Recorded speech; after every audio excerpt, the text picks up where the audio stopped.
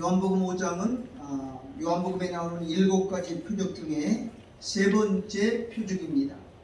첫 번째 표적은 물로 포도주를 만든 갈릴리 가나의 표적이죠. 이 말은 구원은, 즉 천년왕국 어린 양의 혼인잔치는 예수 그리스도의 십자가 피로만이 이루어지고 완성된다고 하는 것을 보여주는 겁니다.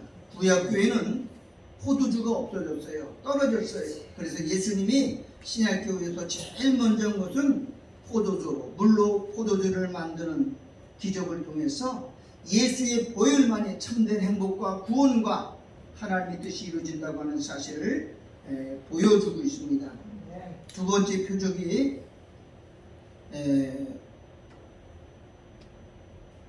니고데모죠. 니고데모가 유대인 중에서 제일 신분이 높고 사내들인 공회의원, 오늘날 말하면 국회의원이고 명성이 있고 인기 있고 재물 있고 학문 있는 사람도 구원받기 위해서는 아무것도 필요 없고 다 내려보내야 된다.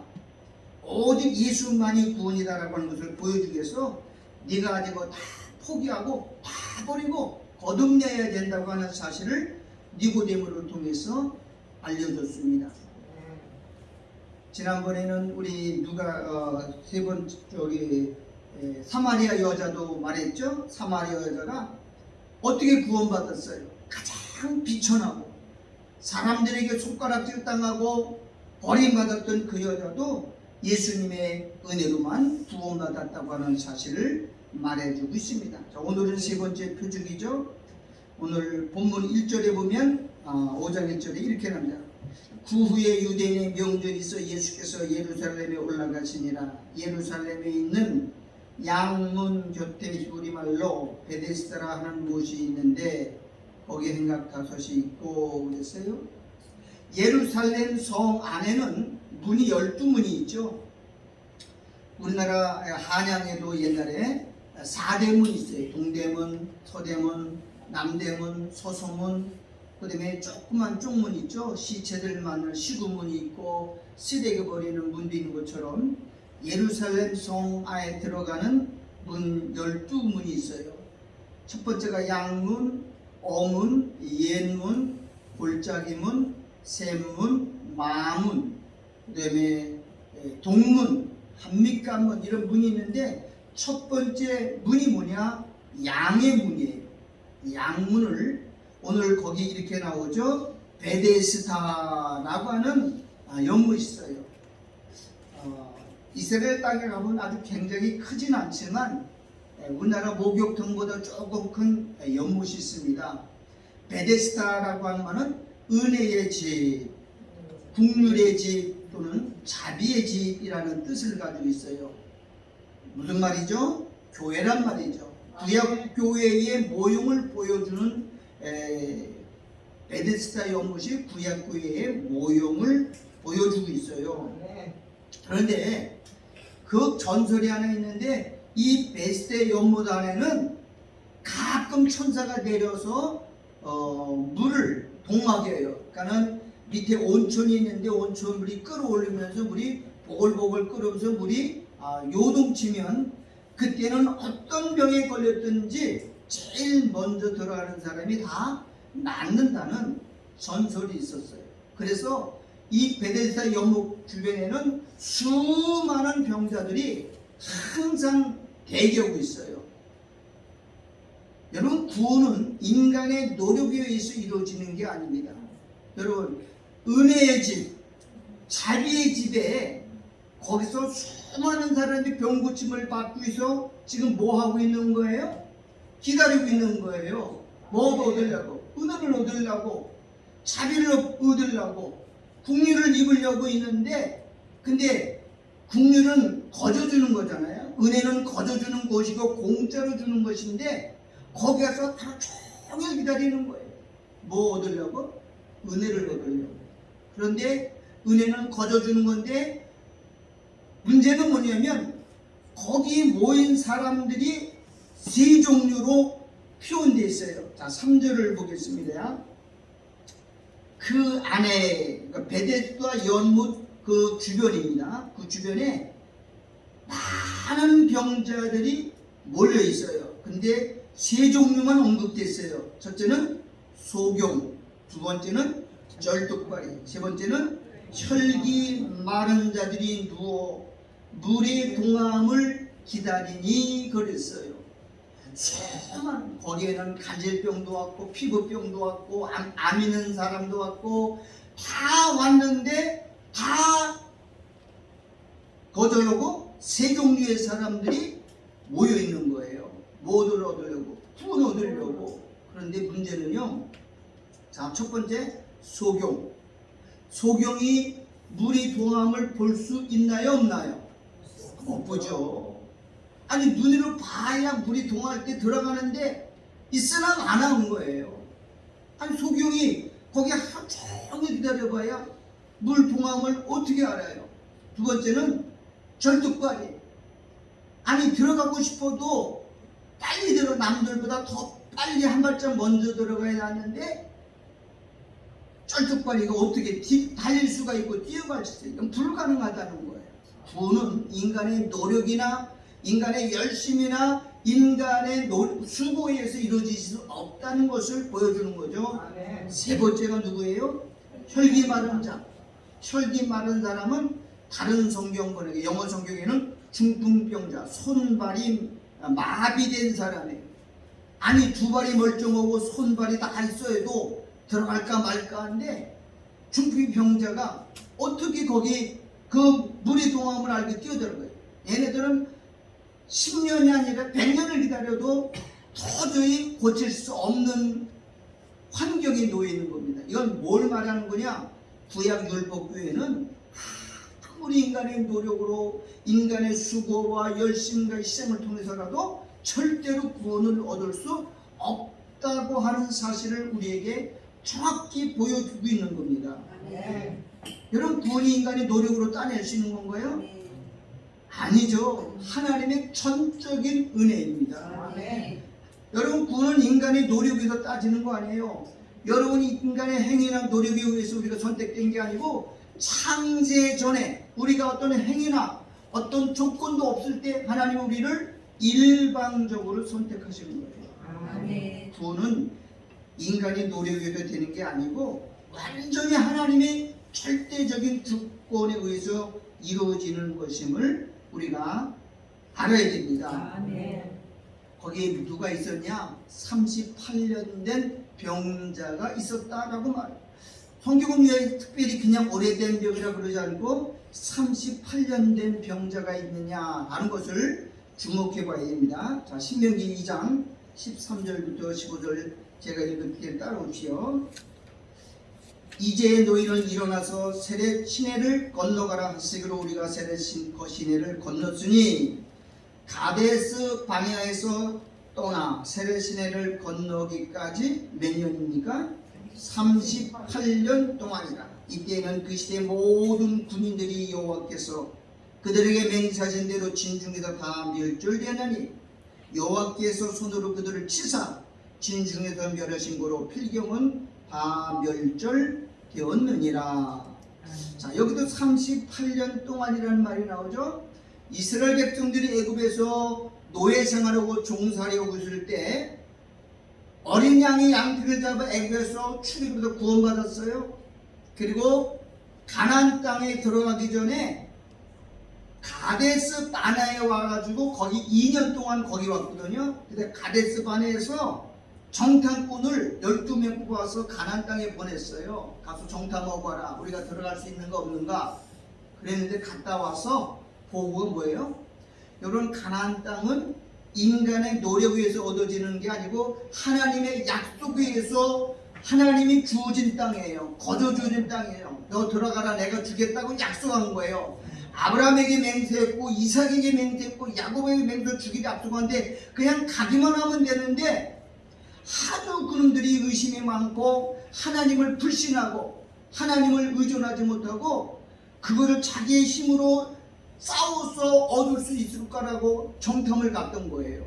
가서 보니까 뭐 거기는 키도 크고 성은 견고하고 우리는 메뚜기 같고 이길 수 없으면 못 갑니다.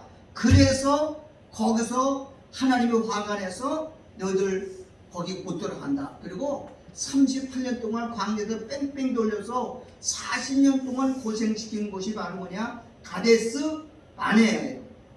구약 교회가 바로 왜 못 들어왔어요? 하나님을 믿고 의존하는 게 아니고 하나님의 약속의 말씀을 믿은 게 아니라 자기 힘을 자기 노력으로 가나안 땅을 정복하려고 하다가 못 들어간 것을 성경은 기록하고 있어요. 구약 교회는 율법을 지켜서 자기의 행위와 자기의 의로움과 자기의 선행으로 구원을 얻으려고 노력했지만 단 한 사람도 구원받지 못했음을 성경은 오늘 우리에게 증거하고 있어요. 여러분, 인간은 하나님 말씀을 지킬 수 없어요. 로마서 11장 32절 다 같이 읽읍시다. 시작. 하나님이 모든 사람을 순종치 않은 가운데 가두어 주심은 모든 사람에게 하나님은 모든 인류를 뭐에 가두었어요? 순종치 않은 불순종 가운데 가둬뒀대요. 우리는 순종 절대로 못해요. 왜? 육신을 입고 있는 사람은 절대로 하나님 말씀을 온전히 순종지 못해요. 그래서 가둬두고 죄짓게 만들어서 뭘 베풀려고 그래요?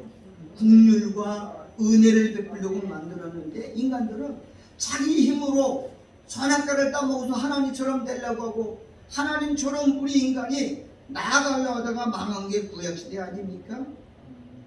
야고보서 2장 10절에 보면 누구든지 온 율법을 지키다가 그 하나에 거치면 모두 범한 자가 되나니 가늠하지 말라 하시니가 또한 살인하지 말라 하셨은즉 네가 비록 가늠하지 아니하여도 살인하면 율법을 범한 자가 되느니라. 여러분, 율법이라는 법은요 613가지인데 그거 우리가 다 지켜도 하나만 어기면 다 어긴 거예요. 못 지켜요. 인간은 육체를 가진 인간은 죄를 이길 수도 없고 율법을 지킬 수도 없어. 그건 못 지켰기 때문에. 여러분, 율법을 주신 목적이 뭐예요? 지키라고 준 게 아니고 너는 연약한 죄인이라 못 지키니까 내가 아들을 보낼 테니까 네 아들을 믿으라 라고 우리가 죄임을 깨닫게 하기 준 거예요. 유대인들은 철저히 율법을 지키다가 망한 사람들이 바리새인들이고 서기관들이고 율법사들이에요. 예수님들을 독설했죠. 이 독사이 새끼들이라고. 지금도 그런 사람이 얼마나 많은지 몰라요. 구원은 하나님의 은혜와 인간의 노력과 열심과 수고. 그래서 지금도 이 알미니안주의, 감리교 계통, 성결교 계통, 오순절 순복 계통은요 인간의 노력을 강조합니다. 열심히 해서 믿어야 되고 열심히 충성해요. 여러분, 그러면 예수님은 십자가에 죽을 필요가 없어요. 예수님이 이 땅에 오실 필요 없어요. 왜? 우리가 열심히 노력하고 열심히 선행하고 열심히 수고하면 구원받는데 뭐 때문에 예수님 아들을 십자가에 못 박아 죽여야 될 이유가 뭐가 없어요. 구원은 오직 하나님의 은혜와 선물이에요. 에베소 2장 8절 9절 제가 읽겠습니다. 너희가 뭘로 인하여 그 은혜 하나님의 무한하신 은혜를 이루려 믿음으로 말미암아 구원을 얻었나니 이것이 너희에게서 나는 것이 아니에요. 구원은 우리에게서 나는 것이 아닙니다. 하나님의 뭐라고요? 선물이라. 행위에서 나는 거죠. 이 인간의 행위에서 구원을 얻어지는 게 아니에요. 이는 누구든지 자랑치 못하게 합니다. 만약에 인간이 행위로 구원받으면 자기 자랑할 거 아니에요? 응? 인간은 자기가 잘나서 착한 행실하고 법 없이 살고 의로워서 구원받았다고 착각할 거 아니에요? 어느 목사님 당회장실에 갔더니요 그 장의 전면에 큰 하나 사진이 하나 걸려졌어요. 뭔가 이렇게 봤더니 박근혜 대통령하고 나란히 찍은 거예요. 자, 물어보겠어요. 박근혜를 자랑하기 위해서 그 걸어놓은 거예요? 아니면 자기를 자랑하기 위해서 걸어놓은 거예요? 자기가 대통령하고 맞먹는 사람이다 라고 걸어놓은 거잖아요. 우리 인간이 그런 거예요. 인간은 자기가 조금만 잘하면 그걸 자랑하고 싶어서 자기를 과시하고 드러내려고 그래요. 이게 하나처럼 되려고 그러는 거예요. 죄인이 무슨 자랑거리가 있어요. 인간은 아무것도 없어요. 근데 그걸 아주 액자에다가 다 걸어도 이런 사람이다 라고 강조하는 거예요.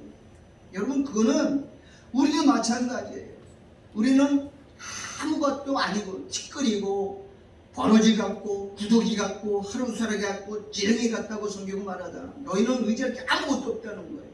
자, 요한복음에 나오는 모든 주제가 뭐냐? 하나님의 은혜를 말하는, 구원은 인간에게서 나는 것이 아니고 하나님의 은혜로 구원받는다는 사실을 말하기 위해서 쓴 거잖아요. 그런데 오늘날도 자기 인간의 노력, 구제 많이 하고 뭐 전도 많이 하고 다 하나님 앞에는 아무 쓰레기예요. 우리는 뭘로 구원받아요? 예수님의 십자가 보혈의 능력으로 하나님의 무한하신 은혜로 구원받은 거예요. 우리 행위가 아닙니다. 이 행위를 말하면 조금 이단입니다. 그래서 마지막 때 가면 마귀는요 자꾸 인간에게 부추깁니다. 너도 노력을 열심히 하라고. 이게 가짜입니다.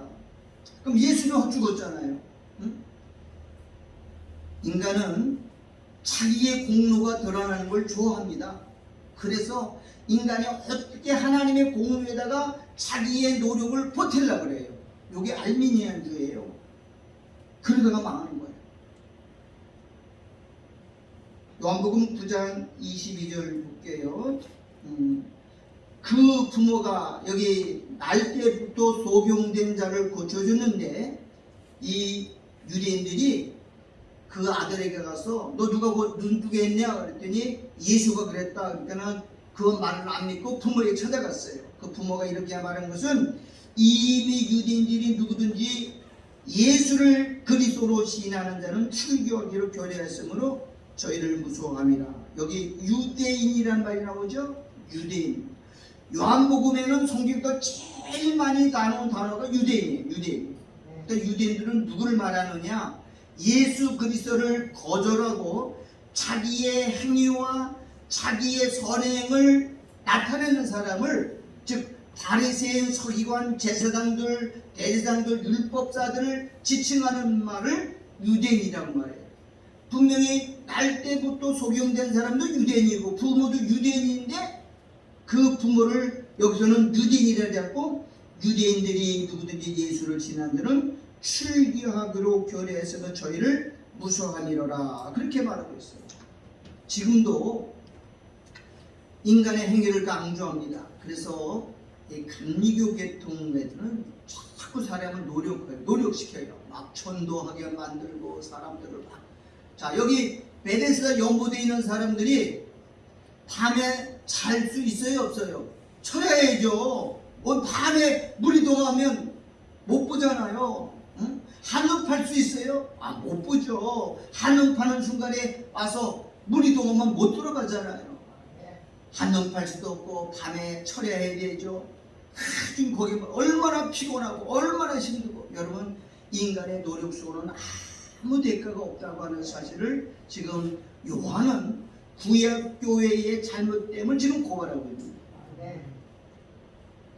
소경이 어떻게 물동함을 보고 쩔뚝거리가 어떻게 먼저 들어갈 수 있고 중풍 걸린 사람이 가다가 넘어지는, 못 고친다는 건데 구약은 절대로 구원을 이룰 수 없다고. 그래서 누가 왔어요? 하나님의 아들 예수가 왔잖아. 너에게 못하는 걸 내가 감당한다. 나를 믿어라. 주 예수를 믿으라 그랬어요. 그리하면 너와 너 가족이 구원을 받으리라. 그런데 사람들은 예수를 믿으려고 했고 자기도 선행하고 자기도 하나님처럼 되려고 노력하는 게 오늘날 인간의 인본주의입니다. 지금 한국교회가 인본주의가 얼마나 극성을 부리는지 몰라요. 인간도 나도 의롭다 이렇게 하는 거예요. 나도 의를 짓고 나도 선행을 할 수 있다는 겁니다. 여러분, 죄인은 제일 잘 되는 거 죄인인 것밖에 못해요. 우리는 머리부터 발까지 다 뭐예요? 죄덩어리예요. 누리기만 하면 죄가 터져나와요. 보는 것이 죄고 듣는 것이 죄고 말하는 것이 죄고 생각하는 것이 죄고 마음에 품은 것이 죄인데 죄 가운데 사는 놈이 어떻게 이루어질 수 있냐고요. 성경은 이렇게 말해요. 의인은 없나니 하나도 없고 아무도 없다 이렇게 말했는데 그걸 우리는 믿는 게 아니라 자꾸 마귀가 부추겨요. 너도 하나님처럼 될 수 있어. 너도 이로울 수 있어. 너도 착할 수 있어. 너도 법으로 살 수 있어.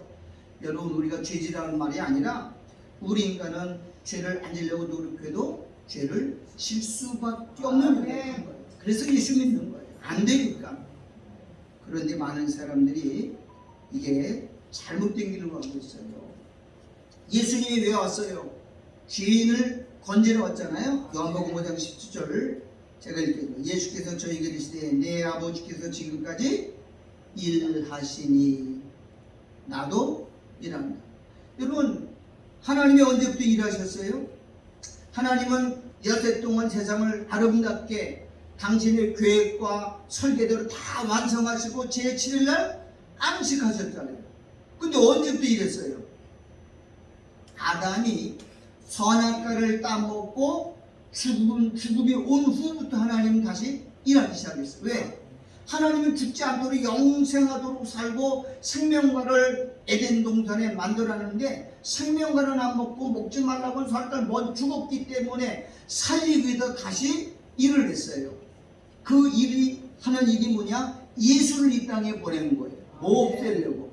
죄를 없애려고.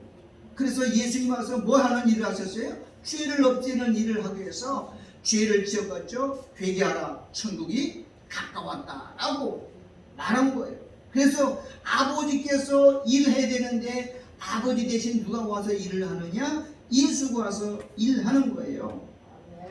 그 일이 뭐예요? 자, 요한복음 6장 28절부터 읽으십시오. 함께 다 같이 시작. 저희가 그때 어떻게 하면 하나님을 하니까 물어봤어요. 그랬더니 예수께서 대답하여 가라되 다 같이 하나님이 보내신 자를 믿는 것이 하나님 일이 뭐예요? 구제하는 거고 전도하는 거고 열심히 봉사하고 충성하는 거예요? 아니, 하나님 일은 아들을 내가 너희를 죄 없애기 위해서 보냈으니 그 아들을 믿으라는 거예요. 믿음이 너를 구원한다 그랬죠. 성경을 안 읽고 어디서 이상한 말을 듣고 사람들이 자꾸 뚱딴지 같은 일을 엉뚱한 일을 하는 겁니다. 하나님의 일은 하나밖에 없어요. 내가 아들을 보냈으니까 그 아들을 믿어라. 그분이 너 죄값을 대신 주고 죽었으니까 그 죄가 너희를 믿는 순간 내가 다 소멸했다. 그런데 그걸 안 믿고 내 의로움을 뚫어내고 열심히 노력하면 예수님의 십자가를 거부하는 거예요. 그게 누구냐? 바리새인들이었고 서기관들이었고 율법서들이었고 제사장들이 이 독사 같은 새끼들아 라고 저주했던 사람들인 것을 우리가 알아야 됩니다. 교회는 뭐냐? 은혜의 집이에요. 은혜. 그냥 뭐 보기만 하면 돼. 여러분 아픔만 와서 그냥 기도하고 하나님 불쌍히 여기서 잘못해 이거 하기만 해. 그러면 하나님이 고쳐주신다니까. 그걸 가지고 안 하고 병원 가서 해봐야 쓸데없다니까. 다 소용없어요. 하나님은 우리를 너무 알아요. 출애굽기 보니까 하나님이 이스라엘 백성들을 애국의 노예로 팔았잖아요. 그런데 그들이 얼마나 힘들었는지 밤마다 신음하고 밤마다 탄식하고 밤마다 근데 하나님 그걸 다 들으셨다잖아요. 내가 너희를 듣고 내가 너희를 보고 그래서 내 종 모세를 보낸다 그랬죠. 왜? 신음을 해결해 주려고 고민을 해결해 주려고 그 어려움을 해결해 주려고 보냈잖아요. 그래서 아들을 보낸 거잖아요. 구약에서는 모세를 보내고 신약에서는 아들을 보내고 아들을 제쳐놓고 우리가 뭔가 하려고 하는 그 자체가 바로 죄악인 것을 성경은 오늘 우리에게 말하고 있습니다. 여러분 예수를 믿으십시오. 그러면 그 믿음이 너희를 자유케 합니다. 여러분 예수님이 처음 뭘 했어요? 말씀으로 했어요. 그 왕의 신의 아들을 고치는 것도 말씀으로 네 아들이 살아나니라 하고 믿고 가니까 살아났잖아요. 수가성 여인도 내가 오늘 구원받았다고 선언한 순간 말씀으로 했지. 마귀는 마지막에 말씀을 안 믿고 전부 기적을 해요. 그래서 기적 베푸는 사람을 조심해야 됩니다. 마지막 때는 모든 사람들이 기적을 따라가요. 심지어 거짓 선지자는 하늘에서 뭐가 내려오게 해요? 불이 내려오고 불. 지금 마귀들이 그런 일을 합니다. 여러분 마술도요 얼마나 지금 놀라는지 몰라요. 그냥 다 눈 속이는 거예요. 속지 마시기 바랍니다. 우리 오직 말씀만 믿으시기 바랍니다. 그래서 구약시대에서는 많은 사람들이 그렇게 열심히 노력했어요. 착하게 살고 이롭게 살고 법 없이 살고 정말 부처님 가운데 토막처럼 살아갔지만 단 한 명도 구원받지 못했다는 것을 지금 요한은 베시다 연못을 통해서 우리에게 보여주고 있는 거예요. 다음 시간에는 우리가 안식일에 공부할 거군요. 예수님은 꼭 병을 고쳐도 꼭 언제 했어요? 안식일만 했다니까요. 근데 그 이 안식일을 예수님이 일부러 했어요. 여러분, 유대인의 랍비 문서에 보면은 안식일 날에는 아무것도 못하게 했어요. 안식일 날에는 1000보 이상 못 걸어요. 1000거리 이상. 900m까지는 걸어요. 가다가 손수건 떨어뜨려도 죽는 게 일이 되기 때문에 안 되는 거고요. 심지어 침을 뱉었는데 땅이 패이면 그것도 일이야. 그래서 침을 어디다 뱉었냐? 침 뱉을 것이면 돌에다가 갖다가 뱉었대요. 그게 그 사람들이 만든 율법이에요. 그렇게 지켜서 구원받는 거예요? 아니잖아요. 지금부터 15년 전에 삼성에서 만든 냉장고가 이스라엘에 들어갔는데 이스라엘에서는 하나도 안 팔려. 삼성에. 그래서 철수했어요. 수천 대를 갖다가 수입했는데, 왜냐면 안식일 날에는 냉장고 문 열면 불이 들어오거든. 불 켜면 안 되거든요. 안식일 날에는 그게 법이 걸려가지고 냉장고를 하나도 못 팔았어. 그래서 그걸 다시 삼성에서 회수해가지고 타일을 만들어가지고 일주일에 한 번씩 토요일 날에는 불이 꺼지도록 만들고 다시 수입했잖아요. 그래서 구원받는 거 아니에요. 엘리베이터도 안식일날 못 써요. 그래서 안식일날 다 걸어다니기, 아파트 꼭대기에 사는 사람은 다 걸어다니게. 그래서 유대인들이 이방인을 고용해서 눌러주는 사람은 그것은 속임이에요. 눈 가리고 아우는 거예요. 따라서 구원은 하나님의 은혜로 이루어진 것이다. 예수를 믿으면 예수가 행했던 모든 그 의도이 우리에게 뭐가 되는 거예요? 전가 되는 거예요. 그래서 예수 안에 두면 우리가 이루어지는 것이고 거룩해지는 것이고 아들이 되는 것이지. 우리 인간들은 아무것도 할 수 없다고 하는 걸. 그래서 하나님의 은혜를 강조하기 위해서 우리를 불러주는 겁니다. 신앙은 뭐예요? 예수 믿는 거예요. 신앙생활은 한 가지, 예수를 그냥 끝까지 믿는 거예요. 나는 못합니다. 나는 안 됩니다. 나는 불가능합니다. 라고 예수 믿는 게 믿음 생활이고 신앙생활이에요. 자, 이제 오늘 본문으로 이제 돌아갑니다. 자, 10절 볼게요. 눈으로 따라오세요. 유대인들이 병나는 사람에게 이르되 안식일인데 네가 자리를 들고 가는 것이 옳지 아니하니라. 대답하되 죄송합니다. 8절입니다. 7절, 6절부터 볼게요. 예수께서 그 누운 것을 보시고 병이 벌써 오랜 줄 아시고 이르시되 내가 낫고자 하느냐? 이렇게 물어봤어요. 여러분, 38년 동안 거기서 그 베데스다 연못가에 들어가려고 기다린 사람이 무슨 소원이 있겠어요? 먹을 게 무슨 있어요? 볼 게 있어요? 근데 예수님 분명히 뭐라고 물어봐요? 네가 낫고자 하느냐? 이렇게 물어봐요. 그건 말이라고 물어봐요? 낫고 싶으면 나야죠. 낫고 싶어서 지금 베데스다 연못가에 거기 죽치고 있고 누워있는 거잖아요. 그런데 그럼 자 7절에 병자가 대답하여 주여 물이 동할 때에 나를 못에 넣어줄 사람이 없었는데 가는 동안에 다른 사람이 먼저 내려가야겠다. 그러면 여러분 이 병자가 뭐라고 답변해요? 네가 낫고자 하느냐? 그럼 이렇게 대답해요. 예, 제가 낫고 싶습니다. 이렇게 말해야 되는데 지금도 뭘 찾고 있어요? 나를 거기다 넣어줄 사람을 구하고 있는 거예요. 이게 인간의 노력이에요. 열심을 내가 물 좀 들어가면 나 거기 들어가려고 그런 거야. 아니 지금 예수님이 너 낫고자 싶으냐? 예, 내가 낫고 싶으면 나 좀 살려주세요. 이렇게 됐으면 그 은혜의 주인이신 은혜의 근원이신 예수님이 왔으면 그 자리에 그랬으면 될 거 아니에요. 그래도 인간들은 자기 행위를 의존하는 거예요. 자, 여기 2절 봅시다. 여기 8절 다 같이 읽어봅시다. 시작. 예수께서 가라사대 예수님 뭐 했어요? 말씀하셨어요. 말씀. 일어나라. 뭐 물에 들어가라. 예수님이 그 사람 고쳐줄 수 있어요. 물에다 넣어줄 수 있어요. 그런데 그렇게 하지 않고 예수님이 이렇게 말해요.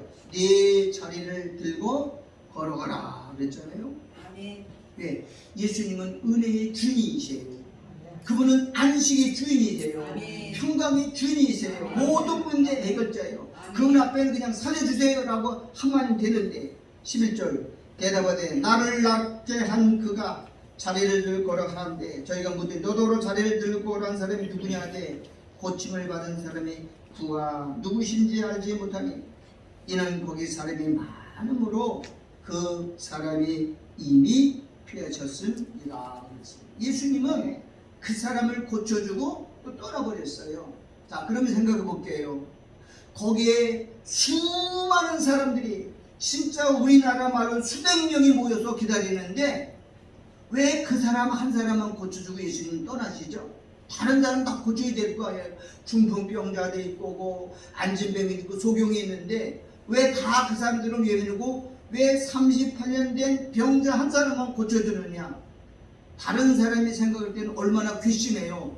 이거 뭐야 이거. 우리는 똑같이 옆에 있는 사람이 있고 수많은 사람이 다 봤을 거 아니에요? 근데 그 사람만 고쳐주셨어요. 여러분 생각은 어때요? 예수님이 불공평하세요? 예, 구원은 인간의 조건에 의해서 이루어지는 게 아니고 하나님의 일반적인 선택이 되는 것을 말씀하고자 합니다. 옆에 있는 사람 보면 얼마나 억울하고 그래요. 다른 사람이 볼 때 그거 얼마나 괘씸해요. 그런데 우리가 구원받는 거에 대해서는 다른 사람하고 우리가 비교하면 안 돼. 구원은 뭐냐? 따르다 감사하는 것이다.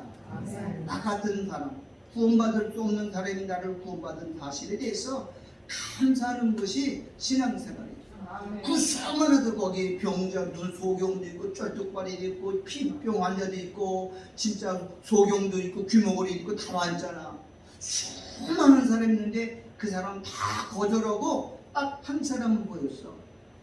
인간의 힘으로 구원받을 수 있는 사람은 단 아무도 없고 구원은 오직 하나님의 주권에 의해서만 하나님의 선택에 의해서만 된다고 하는 것을 보여주고 있는 것입니다. 그렇습니다. 여러분 신앙생활은요 예수 믿는 거예요. 절대로 인간 노력에서 하면 되는 게 아닙니다. 우리는 주님 오실 때까지 나는 못하니 예수만 끝까지 의존하세요. 그럼 혼란도 이길 수 있게 하시고 고난에서 건질 수 있고 혹시 우리가 죄를 짓고 되도 용서해야 돼요. 누구든지 예수 안에 있는 자는 결코 뭐가 없어요. 정정이 없어요. 예수 안에 있으면 하나님은 자기 백성들의 소리만 듣지 남의 소리는 안 들어요. 여러분 자식들이 다 아프면 부모가 가잖아요. 도와주잖아. 남은 안 도와줘도 내 자식이기 때문에 도와주는 거예요.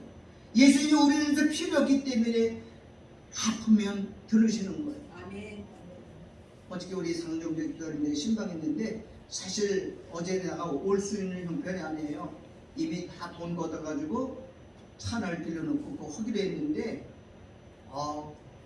내일 갈 거 다 준비했는데 장집사가 하나님께 하나님 나 아파서 죽어요 그런 소리를 하나님이 들으셔서 들으셨다고 그러더라고요.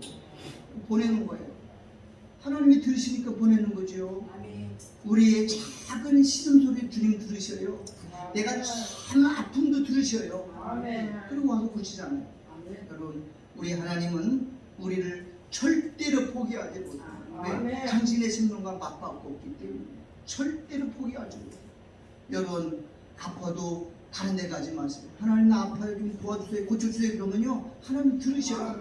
여러분의 신음소리 고통소리 아픔소리 다 들어요. 근데 우리는 그거 안 듣고 내가 뭔가 해보려고 하면 그건 하나님을 불신하는 겁니다. 그리고 믿음으로 주님 오실 때까지 변치 않는 믿음으로 살고 그 하나님의 믿음 안에 승리하는 저와 여러분 되기를 우리 주 예수님 이름으로 축원합니다. 기도하겠습니다.